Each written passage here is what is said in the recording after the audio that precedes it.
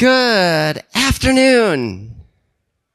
I feel like I need a way bigger, intro. I mean, I'm looking for, explosion, and I get one person kind of, hey, how you doing? See, I know, it's freaking steaming in here. I've been trying to figure out what we can do with that, because we can't keep the doors open, so... Sorry, that's our attempt to try to put you to sleep. That's how we see how good the speakers are, because if you don't fall asleep, that means they're pretty damn good. And we have the best speakers here at GrrCON, so we're going to keep that trend going. Couple things. One, I don't think it's going to be an issue, but do not block the fire escapes, please. Stay away from the doors. Come in, come out. I don't care what you're going to do. Just do one or the other. On that note, you are in Ballroom C. This is the anything track. So hopefully by now you've figured out where the 3 ballrooms are. You're in the right one. If not, we're locking you in. You're stuck. Cell phones, that sort of thing, turn them off. No sounds, please. Silent, whatever. I've been telling people all day I wore boots today. I don't want to have to use them, but I will. All right, so with that... our next speaker, we are talking all about the latest in fuzzing techniques. And we're going to get into some pretty deep discussion here. I can't wait to hear this one. With that, hey, give it on up for Dr. Jared DeMott.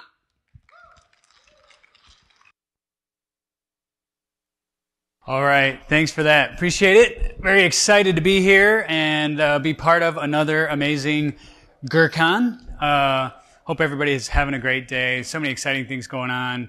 We had some cool custom coffees this morning. Some of our other engineers right down here, Greg and James, are going to be talking about malware at 3:30 next hour in, what room are you guys in? A? The first one? What's the first one called? Hack It? Defense? You don't even know. You might want to find out. Just letting you know. That'd be good to figure that out. So my name's Jared, and my co-presenter John is not here physically, but he helped me put this together, so...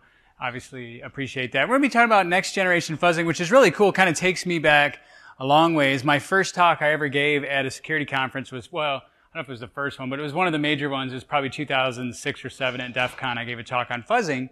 And what's funny is the tools I'm going to refer to as yesteryear's tools at some point during this talk were like the tools I was referring to as like the hottest at that time. So that's the field we work in, right? Where today's stuff becomes yesterday's stuff at some point. But that's cool because it gives us all, there's always something new. There's always something fresh.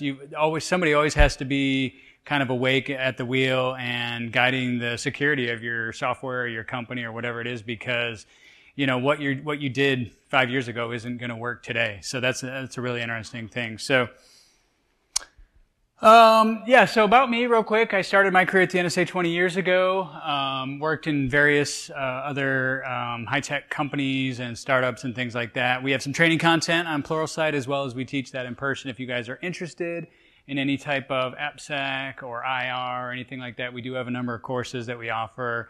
Also the founder of EDA Labs. Speaking of which, I'll just go to that real quick without giving you guys a real long, in-depth thing, but in terms of what do we do at VDA? We basically do a lot of things across a number of sectors, from pen testing to code auditing to training to IR, for a lot of different kind of very interesting, very fun customers. We work on a lot of really cool projects for the enterprise. I know a lot of you guys work for businesses, also for makers if you're developing a product, or if you're in the federal. We even do some very interesting stuff for the law enforcement, federal kind of helping track down some bad actors at some point. So that's kind of the quick brief on who we are and what we do. And so what I'm talking about today is something called fuzzing. Maybe some of you have heard of it, maybe you haven't. And it relates to the whole space of AppSec, so code security. And it's a huge field. It's a broad, we could spend weeks talking about code security. There's a lot of things in the space. Bugs could show up, in the governance, in the training, or, kind of design. Bugs could show up in the construction, verification. There's just so many different places where vulnerabilities can creep into code, and obviously we're not going to have time to discuss each and every one of those.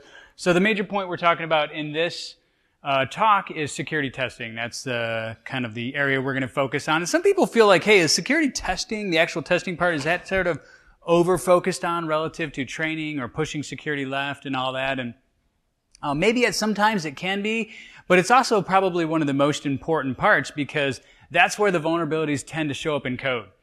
is when software is actually constructed. You may have had a great design, you may have a great theory, but then when it's actually implemented, there's a confusing or misused API that leads to a vulnerability in the actual software. And so the basic business case for why do we even need to do any of this security testing, it's the same business case we use across everything in security, which is if we don't spend a little bit of money now, we'll spend a lot of bit of money later. That's the essential business case that is true in every part of security and is true in software as well. So in terms of software security, since that is the topic of the day, which piece of that specifically, because there's component analysis, there's static analysis, there's dynamic, there's manual, yearly third-party code audit pen test that needs to be done in most cases. It's either required or desired. So which of that piece? Mostly we're going to be talking about dynamic analysis. That's where fuzzing fits into that product security engineering life cycle. And it could also be called DAST, Dynamic Application Security Testing. So that's another phrase you may hear called. So we're not going to talk about every piece of that, like I said. We're also not going to spend a lot of time talking about different languages or different vulnerabilities or OWASP top 10 versus memory corruption vulnerabilities. There's so many different things across the spectrum of what matters when it comes to security testing. It depends on a lot of things, your product, the language. There's all these different things, and we do cover that much more deeply in the AppSec course that we cover. So why are we talking about fuzzing then in particular? Why not DevSecOps or CloudSec or mobile apps or web apps? There's so many other topics I could have chosen to speak on and research. And those are all great things to speak about. Those are all amazing topics. And there's tools in all of those areas. This is a couple screenshots of different commercial static analysis tools that we've used. They're great. We could spend time talking about those all day long. And that would be very good to cover as well. But there's a couple reasons why I decided to focus on fuzzing for this research that we did this year. We kind of pick a topic, something that we look into and research each year. In prior years, you've heard me speak here at GrrCON about IoT security, for example. We do a lot of that, and other topics in the past as well related to different topics. But one of the things that's cool about fuzzing is that not a lot had really changed in the last 5 years until just recently. There's some new tools that just came out within the last couple years that are really kind of game-changing, very different in the way that they operate, kind of move the ball forward in sort of a new sort of breakthrough type of thing. And so that's the reason why I really decided to focus on DAST and fuzzing in this particular thing. The other reason is that fuzzing in particular is an interesting niche of security testing because it does focus mostly on native code, so fully compiled C and C++ type apps. And you might think, boy, is there really much of that anymore? Because really most businesses should be writing a mobile app. They should be using like maybe React, JavaScript, or maybe they're using some Python for their cloud stuff, or they're using Ruby or C# or Java. There's all the other languages that have different types of vulnerabilities, more focused on the OWASP top 10. But some of the spaces that we work in, like I said, we do work even in the federal and other types of places and platform. We've been helping Microsoft with some work. And so when you look at operating system kernels, embedded systems, space systems, missiles, airplanes, SCADA, ICS, IoT, under the hood, they're all still running native code. They're all still running unmanaged, unsafe C and C++. And it's, in many cases, it might be code that's been running for 20, 30 years, some Linux utilities or something like that that's considered to be safe code because it's been out there so long, it's been fielded so long, it's pretty like, you're not going to find a vulnerability in the ls command in Unix if you try to fuzz it or something, or you wouldn't think so at least. But we actually did some of that in this project, and surprisingly, we find that if you have the right technique, we can find vulnerabilities in code that's been around for 30 years. That's very interesting. So well-tested, code, we can still find vulnerabilities with these new fuzzing techniques. So that's the reason why I got excited about this and wanted to speak about this rather than some of the other topics like APIs or input fields or all these other things that we could talk about related to other things, which we could still talk about. So in terms of fuzzing, the pros are basically that we have less false positives compared to static analysis, basically. The cons is that it's been criticized for is that basically you don't go quite as deep in your analysis when you're doing that technique, because you're basically touching the attack surface. You're not necessarily testing the whole code base like a static analysis tool could do. So that's kind of the pros and cons of static versus dynamic. And really the reality is we need them all. We need component, static, dynamic, manual. And I could talk more, about each one of those in detail and depth if you guys want to find me afterwards and we'll cover more on that. So what I want to do is give you just a real brief background on some of the traditional fuzzing tools, kind of where the field was and now where it is now. So traditionally we had a few methods. We had mutation fuzzing, and that was basically you take some seeds, which those are your input files that you want to test with. So for example, if you're testing an image viewer, a PDF platform, a document reader, anything like that, or a network service with a PCAP, might be your input. You just take that and you mutate it. You slide a D word of data through it, or you flip a couple bits, or you zero out some fields. And that's pretty good. The only downside of that is really you have long run times. So the criticism of mutation fuzzing is, A, we're not really sure what kind of coverage we're getting with most of these traditional techniques, and B, we need a lot of horsepower to let it run forever to find vulnerabilities. Because what you're doing is you're basically taking an input and you're saying, okay, let me give this document to PowerPoint. Does it crash? No. Okay, let me twiddle a few bits. Does it crash now? Nope, still doesn't crash. Let me twiddle a few bits. Does it crash now? Nope. And you just do this like millions of times until you finally find a crash in whatever you're testing. And then, okay, you found a vulnerability. Very interesting. Well, that worked pretty well. And then later on came a thing called generation fuzzing, which is where you actually know about the model of the data. So first 4 bytes are a hash, the next 3 bytes are a length, the next few bytes are the font and the colors, and all. You understand the structure of the data, and you create test cases based on the structure of the data. And that's really great. The sort of criticism of that approach is that those data models are laborious to create. You basically need a fuzz engineer on staff that understands data models to be able to create those. So good stuff. Then we had another approach called suite-based fuzzing, and there was a company called Codinamicon out of Finland. They got acquired by Synopsys, and that capability is now called Defensix. And what they have is basically a bunch of pre-built fuzzers that can send test cases based on certain protocols, especially network protocols. So like if you want to fuzz Bluetooth interface, they have a Bluetooth fuzzer. You just run all these test cases, and probably it'll find a crash in your Bluetooth interface. That's kind of the way that they did that. And that was a really good approach. Again, the problem with that is, though, you're just running the suite as it is. It's not getting better over time. It's not measuring code coverage. In fact, you have to do the monitoring yourself. You're just buying this suite of test cases, really. So good stuff, but not perfect. So in summary of the older techniques of fuzzing, we had tools like GPF, Spike, The Art of Fuzzing, Minifuzz, BFF, Radasma, Sully, Peach. Let me see if my clicker is sort of slowly catching up to me. Kernel Fuzz. Again, Defensix, all these other approaches, all great tools. They found plenty of bugs. They were good in their day, but really, they don't keep up with the most modern standards of fuzzing now. So that's sort of the backdrop. Those names may or may not mean anything to you, whether or not you've spent time researching this field. I spent a lot of my time researching this kind of stuff because I actually did some of this next-gen fuzzing stuff as part of my PhD thesis when I went to Michigan State. So, and the idea behind feedback fuzzing, that's the newest type, is imagine some code where you've got a bug like this assert sort of hidden in this place in the code. And the only way you'll ever trigger that vulnerability is if you put in 2 very specific inputs that you're unlikely to randomly guess.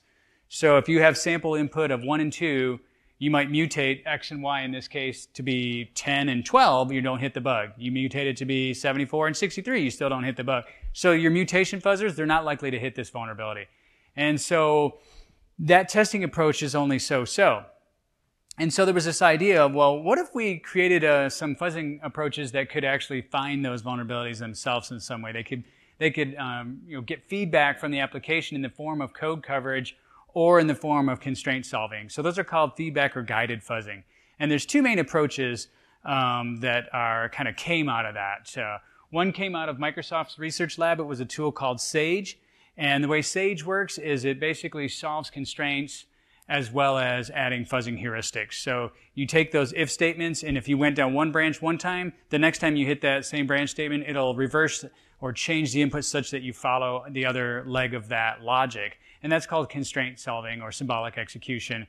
And that's what they've done, and that's very effective because basically now all of a sudden your code coverage is exploding much more quickly. You're making sort of progress through the binary in terms of testing more of the attack surface much more quickly than you would with kind of randomly guessing. The other approach, and what I took in my research, is AFL. This tool actually came out of Google's research, and they use it a lot when they fuzz Chrome and many of their other applications. They also have a huge amount of CPUs that they throw at stuff, so they have that advantage as well.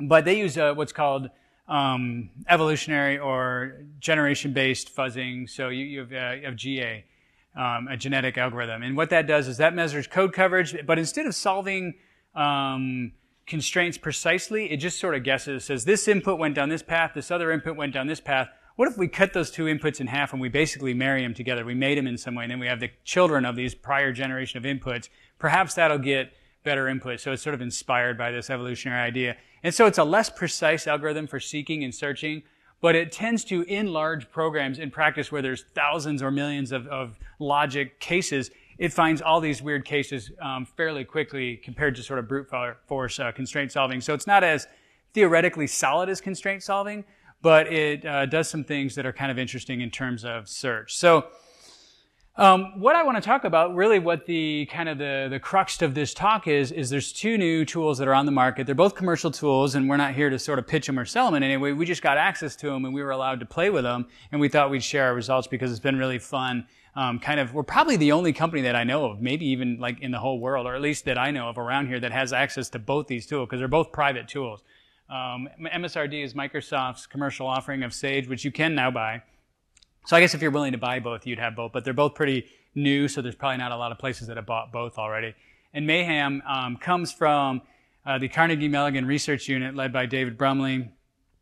He had a hacking team, a capture the flag team that was doing quite well, and they decided to compete in DARPA's Cyber Grand Challenge, so they created a tool called Mayhem that actually won that challenge. And it used basically AFL under the hood as a fuzzer, but they added a symbolic execution as well, so they kind of made it Sage-like in that sense. So they're kind of similar tools in a way, even though under the hood, what the actual tech that they use is slightly different, but the concept of guided fuzzing, basically guided testing, and driving toward better inputs automatically is very similar. So we've been able to play with both, and it's been really exciting. So there's an even newer thought around. I saw a gentleman give a talk, Black Hat this year, around structured plus guided fuzzing. So taking these concepts of guided fuzzing and then adding structure to that as well. And that makes a lot of sense, because basically the case he was making there was it makes a lot of sense to employ guided fuzzing and all this, but still if your search strategy is more or less changing bits, it may take a very long time to get significant code coverage of a large and complex application. For example, if the thing that you're fuzzing is a JavaScript engine and you're just sort of flipping bits in a sample program, well, you're probably just changing the program in nonsensical ways that won't actually compile. And it has to compile for it to be parsed by the JavaScript engine such that vulnerabilities would be discovered. So it makes sense to add structure to that so that your mutations are specific toward the protocol in which you're fuzzing. So in other words, instead of just flipping a few bits in a binary file, you're actually saying, if we're going to change a curly brace here, we better change the opening one too, and have it still make sense to the application in which it's going to be processed. So there's still, I would say fuzzing is still it's not like everything in security, it's still not like solved. It's not like, hey, we're just done because we found this new tool and we have this new technique. In 10 years, I'll probably be back talking about another tool that's even newer and better than these, right? It's just kind of the nature of the field in which we work. So again, if that didn't quite make sense, a picture of sort of what I'm talking about is you take an input, you test to see against your fuzzing tool, you have to make sure that those original seeds, and the original seeds you choose are very important. And the reason for that is, you want to make sure that you get good coverage to start with across your application. So your original seed shouldn't crash the application, and maybe you have a whole directory full of seeds that cover different parts of different fonts or colors or, different pieces, embedding different content inside a complex file format, whatever it may be. Use those as your starting seeds, and then you basically test for coverage, create new inputs, run it through your constraint solver or your genetic algorithm, create a new generation of inputs, and then run that back through the test engine as well to look for further bugs. So that's the idea of what we're talking about. And there are a lot of other tools that I won't mention, so I can't mention every tool in the fuzzing field. There's a lot of other tools that leverage AFL in particular, and the reason for that is Google's fuzzing tool AFL is open source and free. So it's the only next generation tool that's out there that's free. Everything else is commercial. So you'll find tools like Google's Cluster Fuzz or FuzzBuzz or Fuzzit. There's some other startup companies and commercial tools that are leveraging AFL under the hood to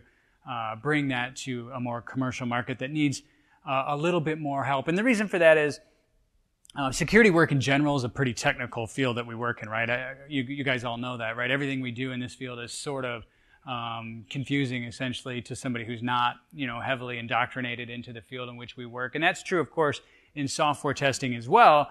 So if you're not a fuzzing expert, using a command line utility and setting up the environment, even getting all the right Linux utilities or whatever it might be in place to even set up the tool to use it could be difficult. So like the free tool AFL basically is sort of I wouldn't say it's hard to use, but it's not a SaaS tool. Let's say that in terms of easy use. So a lot of these commercial tools, they're coming to bear, they want to make it more SaaS-like. So you can go to a website, you point, you click, you drag your app, you're fuzzing sort of thing. That's the idea. It's not quite there. I would say that's still not a reality of how you use those tools, but that's sort of what's driving it. Now, these tools, again, like I said, they're not perfect. They have limitations as well. There could be difficulties in the path explosion or non-deterministic nature of the program, which might make constraint solving difficult. So like if you put in this input, you go down this path, you put in the exact same input, you go down a different path, that's hard for constraint solvers, right? Because now all of a sudden the same input generated two different paths. It's not able to solve a constraint based on that. If your code is weird in some way, there's things like that. Or if the constraints are cryptographically hard for the algorithm to solve, that would be really hard for it to get past a point like that. But that's not really what limits fuzzing. It's not so much the limitations of the algorithms or the tools or the cost. A lot of what really limits fuzzing is the fact that it's simply not used. A lot of companies are pretty good about using static analysis tools, even though they do generate false positives and things like that, but it's easier to deploy. So you can, every time developers write code, they check it in, you have it checked by some sort of static analysis engine. That's great, and if you don't do that, you should. But what they're not usually as good about doing is integrating a fuzzing tool or dynamic testing into the CI/CD, the continuous integration, continuous delivery nature of the DevOps world in which we now live. So most code is being continuously changed, continuously fielded, and that's the kind of code we have to work with. So I know for like Microsoft, for example, their Azure DevOps does allow an MSRD extension, which basically allows you to integrate their fuzzing tool into a DevOps project environment. So that's good. So we're definitely seeing progress there. Now we just have to convince people that they should do this, that they should use this, that there's value in fuzz testing, and it's something that they need. And it doesn't make sense for every project. Don't take that from this talk. It's not appropriate for every type of code and every type of project, but it is appropriate for many certain types. So you kind of need to understand what's the dynamic testing that's appropriate for my project. So ask yourself that, and then you can figure out if next-gen fuzzing tools are something you might want to look at.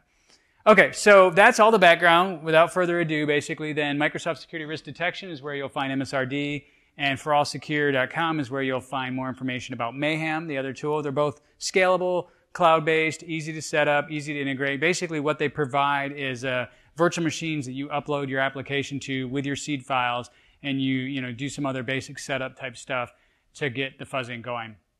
The triaging is quite intuitive if you're, again, but only if you have sort of a deep developer background. So intuitive is sort of like, your mileage may vary on that term, right? It's intuitive to, if you understand what a segfault and signal 11 and Linux means and stuff like that. So may not be intuitive to everybody, but basically you can click on a bug that it finds and it'll show you like a stack trace and a call stack and what the what went wrong so that you can debug the issue and work with it from there. So these are basically O-Day machines. We found a lot of O-Day vulnerabilities by running products and things through these tools. So that's very interesting. And we've, of course, been responsible in the way that we've disclosed those to vendors. So here's a look at MSRD. I don't know if you can see that from where you're sitting, but basically once you've got it, and these are actual, like the vulnerabilities that you'll see, these are actual products and actual vulnerabilities and stuff like that. You'll see that we're fuzzing this JPEG reader or this, PDF viewer or whatever. We did a whole bunch of different ones. And while it's fuzzing, you're seeing that it's finding 10 results or however many results. And you can click on that. And when you do, it'll tell you more information about the type of vulnerability, like it found a stack buffer overflow crash. This is an interesting thing about MSRD is it allows you to fuzz on either Windows or Linux, which is kind of wild because it's Microsoft we're talking about, right? So the fact that they let you fuzz on a Linux VM is kind of interesting and kind of cool, really. Traditionally, you wouldn't think that they would provide that, but they do. So, and this vulnerability is interesting too, in the sense that it's just a common Linux utility that's in any normal Linux build, like a Debian release or something like that. It's called ISOinfo. It's just a command line utility that allows you to parse ISO files. And it's well-tested code. It's code, like I said, that's been around 30 years. You wouldn't think that if we throw it in some fuzzing tool, we'd be likely to find zero-day vulnerabilities in like 20 minutes. But in fact, that's exactly what we did. These are actual zero-day vulnerabilities that we found very rapidly. And we spent a little time triaging them, the crashes, and reversing and debugging and exploit development and that kind of stuff. And this is not really a talk on that. But if you're interested in that, we do cover that in our AppSec course as well, how to use tools like GrrCON and IDA Pro and WinDebug and all the sort of reversing and debugging tools that you would need to basically figure out what the assembly or the pseudo C code is doing. This is the actual location of the vulnerability in that ISO info program. So pretty cool stuff. So what I want to do now is just give a demonstration and show you kind of more of the interface, kind of walking through setting up a Fuzz job, what that looks like, how that works when we run it and stuff. So let me go ahead and play a video here. If you can all see that well or not, but it's going to be showing first starting a job. So basically what we do is we instantiate a virtual machine. So in MSRD, it allows you to pick like Windows Server or Linux, different versions of Windows, things like that. And what we'll be shooting for, obviously at the end, is a series of results like we showed just a second ago. And so then what you need to continue configuring your Fuzz job setup is you remote into the machine. And then from there, you do a preparation phase where you basically upload a package or the binary, the application. You have to install it in the virtual machine. And then you install the sample files called the seeds as well. And again, that's important to choose good seeds that get good coverage across your application. This is just a picture of me remoting in still here. And so this is just still app setup stuff. And it's not too complex. You click through a series of graphical menus. So it's even if you're not a huge application developer type, it's pretty intuitive how to, this is iPhone Viewer, I think, is the one I'm setting up here. Yep, and then setting the directory where you keep your input files.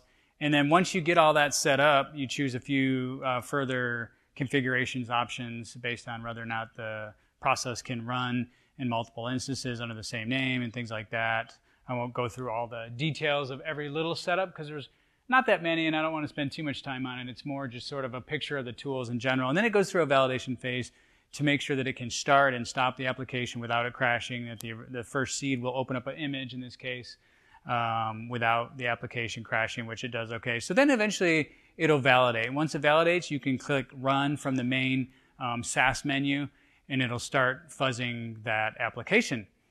And hopefully you'll find lots of vulnerabilities. And the idea is that you're doing this in a repeatable fashion across your project. These tools are both meant more for developers than they are for hackers or security researchers or pen testers or anything like that. They're more meant to be integrated in an ongoing fashion in your project such that you can increase the code quality of your projects over time. And you can also do regression testing. So a lot of these types of tools will allow you to, if it found a vulnerability in the past, remember that and do that specific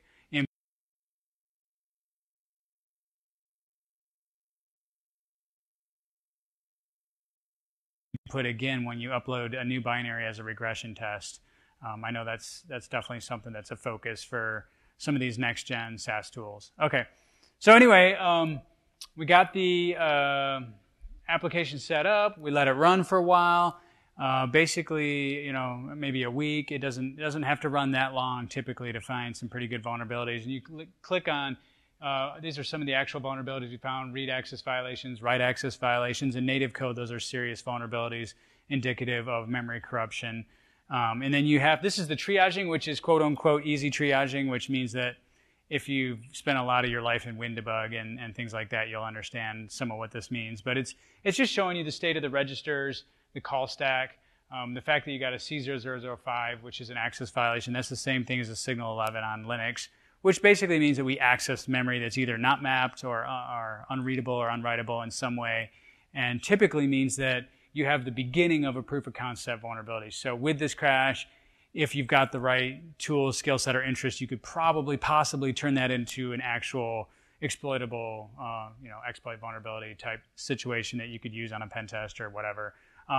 Many cases that wouldn't be really necessary if this is integrated with the developers. It's more take these findings to the developers and say, hey, it looks like we have a crash in this function. Who's in charge of this function? That's this developer over here. They should be the ones to repair that code because we don't want to, have our security team spend 3 weeks writing a vulnerability when really what we want to do is have the developers fix the code. So whether or not a proof of concept exploit is necessary kind of depends on the culture of your organization. Some are really big on that. They really want to see the impact and see that you can do that. Other places, would say, no, we don't need you spending all your day. And this is a picture of WinDebug here, which is where you would do a lot of that sort of exploit development, just debugging the crash and figuring out, okay, what part of memory was corrupted, where in our input caused that corruption. It's a lot of sort of tracing back through, this was the original input, this is the mutated input, what did we change, understanding the field structure of that, understanding why does that actually make this application crash. Typically figuring out, like in some assembly instruction, like if it looks like, okay, it's crashing because ESI is being dereferenced, or what's ESI? ESI is some value like 1, which is not, it doesn't look like a valid memory address. How did it become 1? Something got screwed up in the program such that it tried to write to an address that doesn't exist. So anyway, that's the kind of overview of how to use MSRD. In terms of a summary results, these are some of the applications that we decided to test: Foxit, PDF Reader, WinZip, WinWire, Chrome, Firefox, OpenOffice, LibreOffice, Office Plugin, WPS, iFrontView, XInView, ISOInfo, and other applications like that. During that time, we found a lot of different vulnerabilities, about 1,000 vulnerabilities, or crashes anyway, of different types: write access, read access violations, null, dereference, heap stack corruptions, divide by zero, floating issues, exception handlers, C++ mistakes, all kinds of things. Many of those which we've kind of already showed you already. Again, you sort through your list, figure out which ones are most severe. A lot of that's based on knowledge in the field, like write access violations tend to be more severe than read, but could go either way. And so, yeah, that's basically the kind of the process. And in many cases, it didn't take us that long to find serious vulnerabilities, like in the case of when we fuzzed ISOInfo on Linux, 25 minutes ODay in a well-tested major application. And so that's really important. And again, if you want more information on triaging, how to understand which bugs are serious or critical, that type of thing, that's something that we could help you think through and understand a little bit more. But it's kind of a deep, complex subject that not everybody would have interested in unless you're really into that. So some of the stats, at least on MSRD, WinDebug does use an extension called Bang Exploitable, which tries to take a guess at the exploitable nature of the crash. So it'll look at things like what type of violation is it, what are the state of the call stack, that type of stuff. And it'll try to guess, is this crash look exploitable, probably not, unknown, that type of thing. So across 50 applications, we found, without really doing a ton of testing, this kind of in our spare time, one of our engineers mostly was doing this and doing a great job. Found 1,000 bugs.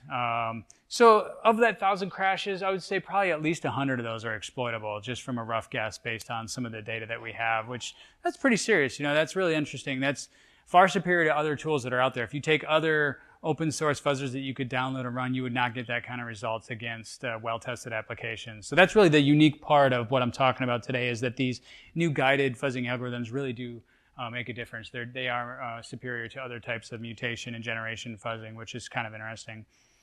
In terms of actually developing one of those bugs into a working exploit, this is a picture of that. This is the POC. And basically all we do is run this with a malicious input that we turn into an exploit, and you'll see it pop calculator. So it's kind of like maybe not that interesting, other than proving that some of those crashes could actually be turned into zero-day exploits, which is, if you've been following this field and know anything about that, that's pretty serious and very interesting. So that's MSRD. The Mayhem results we more recently got access to, so we don't have as lengthy a list of results in Mayhem as we do in MSRD, just because we just started playing with it actually about a week ago. So, our list is a little shorter. But basically what we're finding is almost the exact same thing. So it's behavior testing, like I said, from the CMU team that started a business. And they've been mostly focused on Linux. I don't think their platform supports Windows yet, for example. So it's probably not quite, doesn't have quite as much support just yet. But like MSRD, it doesn't require source code. Neither one of them does, which that's a huge enhancement too. A lot of the other fuzzers do require you to recompile the binary with extra instrumentation inserted so that it can do the fuzzing, the deeper guided analysis and stuff. Neither of these tools require that, which is really cool. So you can just do, basically, here's a binary, let's fuzz it with some inputs type of thing. And it's really cool. And so here's a picture of the Sas interface from Mayhem.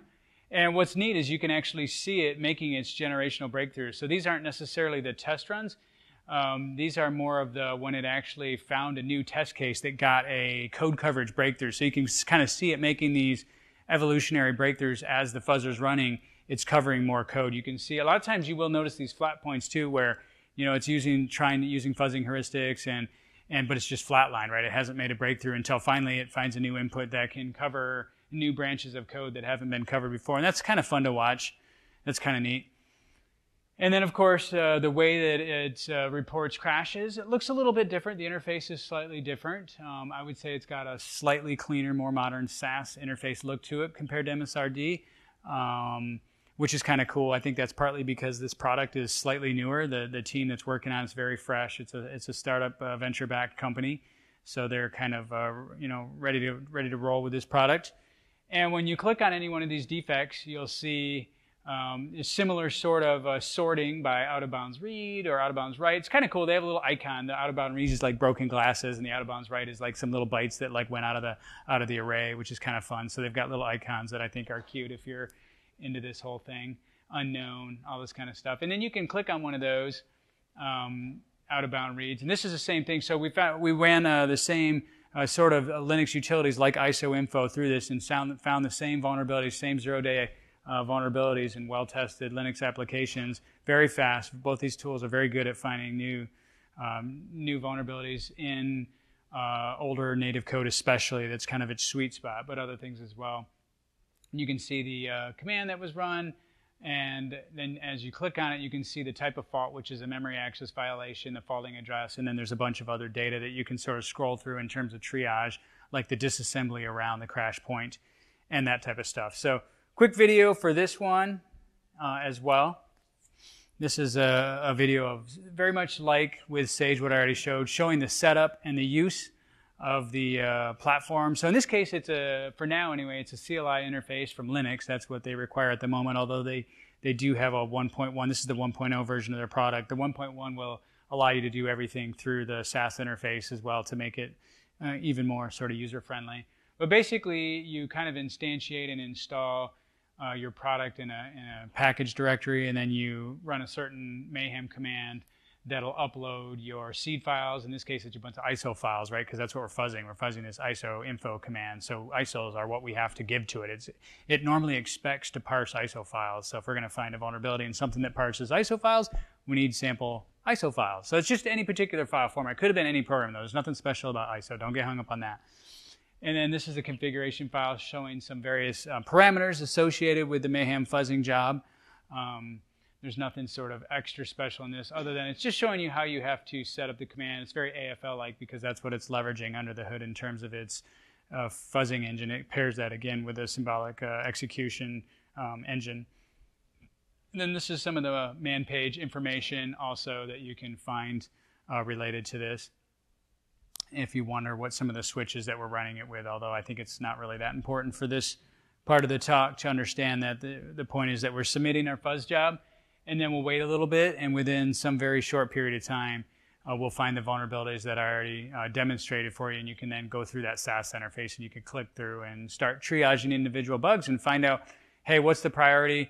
We need to get the developers in here fast. We need to, whatever your mission is, whether you have more of a defense or offensive mission, then you figure out what you want to do with the results. But this is just the Mayhem tool doing its thing, packaging up what you're going to fuzz and sending it to the cloud service, which is where the action happens. And they've been kind enough to give us quite some number of cores on their range to do this kind of research, which is really fun. So we do have kind of a unique ability to find ODAs because of that. The power of the cloud mixed with the fuzzing algorithms is what we're leveraging, essentially.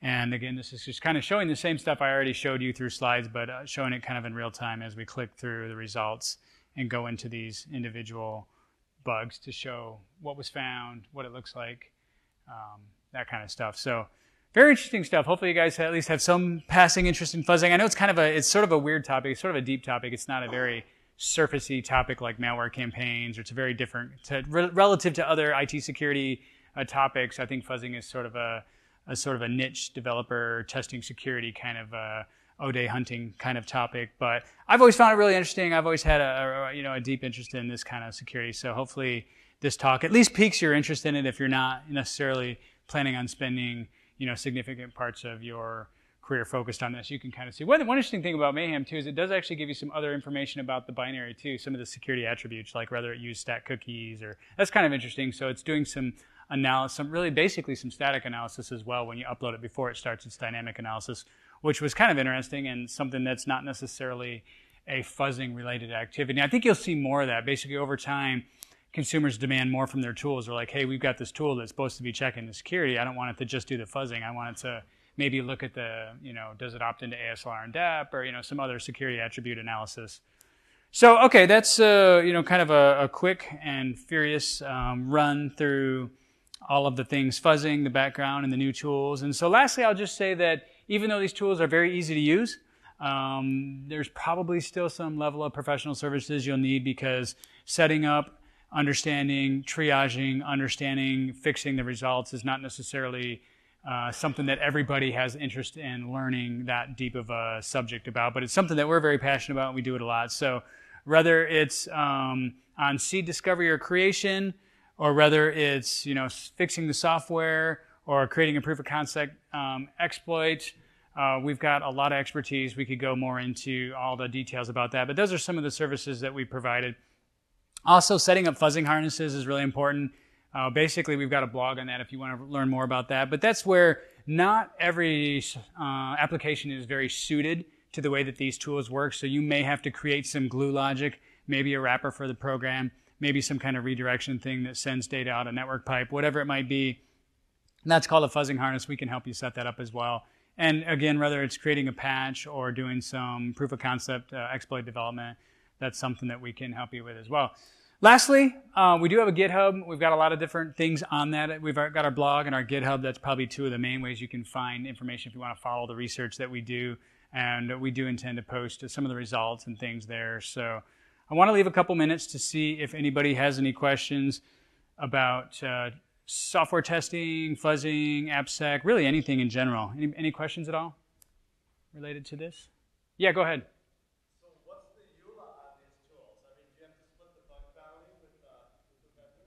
So we haven't done that yet. We haven't crossed that bridge in terms of bug bounty. I think they would at least want to be credited that their tool was the one that found the vulnerability and make sure that the vulnerability was dealt with responsibly and things like that. Mostly, the intent for these tools is to then be later, purchased and used by private corporations that are going to do their own AppSec work rather than just kind of rampantly bug bountying or anything. I don't think that's the original intent of this, but I do like the question. I totally understand where your head's at on it. It's a good question. Anything else? Yeah, go ahead.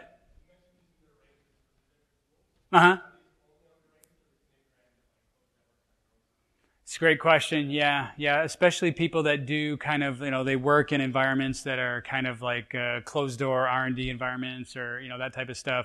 If you have a SaaS or a cloud tool, sometimes it's difficult to do because you may not be connected to the internet. So that's a really good question. And the answer is, I'm pretty sure both can be set up that way. I'm not 100% sure about MSRD. They mostly want it in their space because it runs, it's Microsoft's proprietary stuff. It runs in their cloud, in their space. I know Mayhem for sure said that they are facilitating it to be set up in private spaces because a lot of their use case is DoD work and things like that. So the answer is maybe. I'm pretty sure maybe in at least one case, not so sure about the other case. But that is a good question. Yeah. Yeah, go ahead.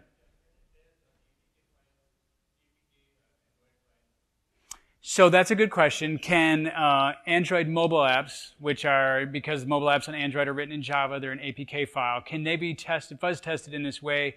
And the answer is you could, but it wouldn't really be appropriate because this is really meant to test native code. So the Android operating system, the Bluetooth interface, the LTE, the Wi-Fi, the operating system kernel, file parsing, that type of stuff, it would be very appropriate for that. But mobile apps themselves are usually tested in a different way. Mobile app testing is usually a different discipline. So I would say probably not. Good question.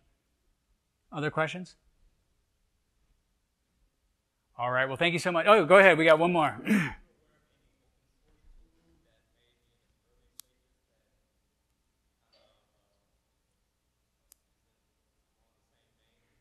Yeah, it's a good question. So AFL is the only open source tool that's really in the next gen fuzzing space. You can download that and play with it for free, and I highly recommend you do if you want to kind of get your feet wet with this stuff. So good question, yeah.